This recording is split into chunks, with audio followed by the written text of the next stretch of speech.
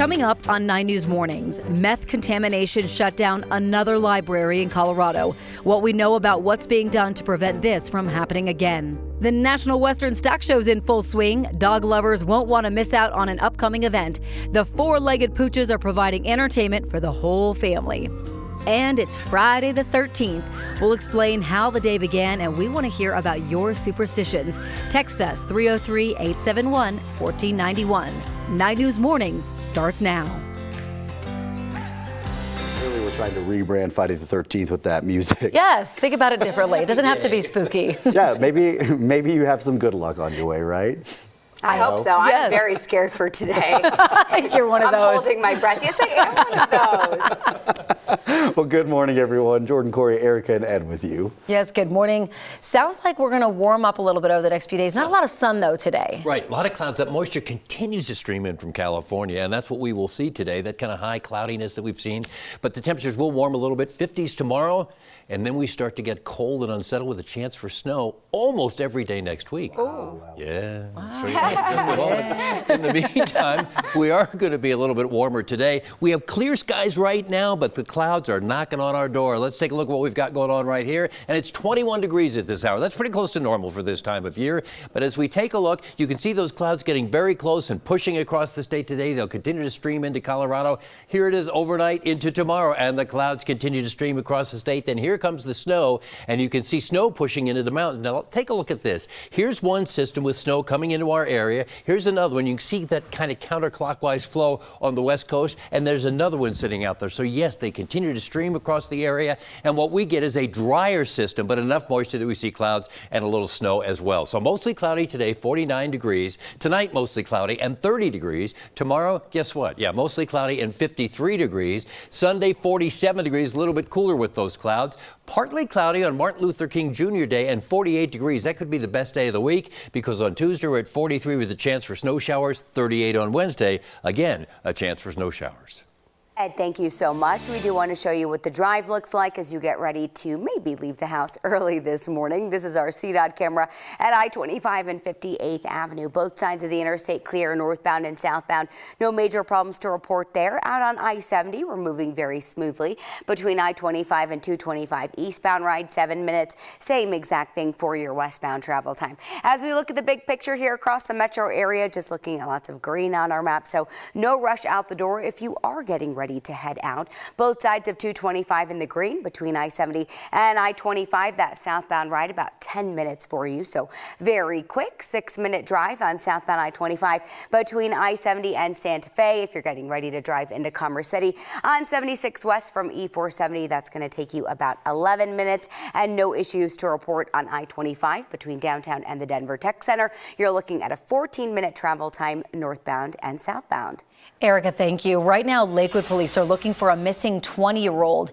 Jaden Patterson was last seen near Wadsworth and Hampton yesterday. He has autism, and police think he might be going through a mental health crisis and is not dressed for the weather. Anyone who might see him is asked to call 911. Well, first, there was meth contamination in the Boulder Library, then a Boulder RTD station. Now, Inglewood saw what happened and did their own test in the library and Civic Center bathrooms. They came back positive for levels of meth that exceed the state threshold. 9's reporter Katie Eastman met with Inglewood officials who are hoping to fix this quickly and make sure it doesn't happen again. I'm sad. I grew up in the library system. My mother was a librarian, and I love the library. It's a special place for all ages. The library still is a special place for Inglewood Library Director Christina Underhill. Yeah. But in order to make it safe, they closed their Civic Center branch on Wednesday when testing showed elevated levels of meth contamination. We have seen an increase in drug use, not only in the library area, especially the restrooms, but around the Civic Center campus. That increase, Underhill says, has been seen in the last few months. After Boulder tested and found meth in their main library in December, Englewood decided to be proactive and test too. We got preliminary results yesterday, which is when we sprung into action. The Director of Public Works, Victor Rochelle, says the levels exceeded the state threshold in the library and were even higher in the Civic Center bathrooms. We did swabs in areas that were potentially known to have some drug activity based on feedback from staff as well as our security. The city is working to contract with a remediation company. But once the cleanup is over, they know the problem isn't solved. We're going to have to take a multi-pronged approach moving forward. That's going to be more eyes, increased security, as well as education, and along with other things. I'm just sad that this is happening, and I never expected the libraries to go in this direction. And I know it's not just Boulder and Inglewood. This is going to be a national issue that's going to have to be addressed. And so I'm excited in some respects that we're leading the way and going to find solutions and make libraries overall a great place. Katie Eastman reporting. Now, no one complained about getting sick in Inglewood, but there were several reports in Boulder of people getting headaches after they breathed in smoke in those library bathrooms. We have reached out to several other library districts. Denver says they do not have plans to test for meth. Aurora says although they don't have reports of people doing meth in their locations, they are looking into options for drug residue testing just as a precaution. The district attorney in El Paso County says it will not charge an officer who shot at someone driving away in their police cruiser, even though they determined the shooting was unjustified. Officer Brandon Lowe shot and hurt a suspect last May after responding to a call about weapons in an apartment parking lot. According to the DA's report, the suspect was threatening people with a knife. When Officer Lowe arrived, the report says the suspect hit him with a metal walking cane, got in Lowe's police cruiser, and then drove away. The report says Lowe called for backup and fired 3 rounds as the suspect drove away. The DA's office says it won't charge Lowe because of competing use of force laws. Lowe cannot claim self-defense because the suspect was driving away.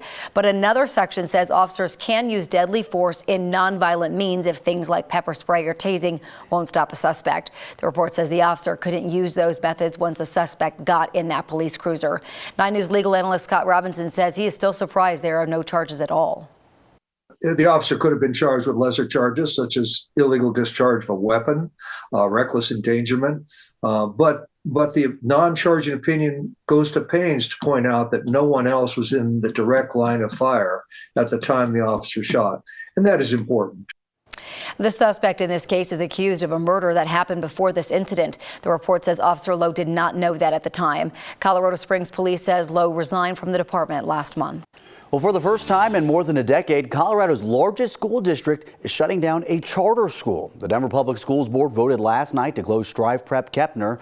The middle school is in Denver's Westwood neighborhood, and the school's got the state's worst rating last year for student performance. 99% of students in Colorado scored better on reading and math tests than Kepner students did. All but one of the DPS board members voted last night not to renew the school's charter. It'll close at the end of the school year. The district says the school does not plan to appeal this closure. This is not a reflection on our students. This is not a reflection on our educators. This is a reflection of a system not meeting the needs of our district. Now, another Strive Prep campus is voluntarily closing. Strive Prep Lake will surrender its charter in June as part of a consolidation by the company. The district says it'll work with families at both schools to place kids at other campuses next school year. DPS says Kepner Beacon Middle School, which shares a campus with the school that's closing, is already reaching out to families. Now, this closure is different than the school closure plan we talked about last year. The superintendent recommended closing 10 schools based on low enrollment. The board decided not to close any of them at this point, but the enrollment problem isn't going away. This week, the district walked through its budget and how many students it expects to have.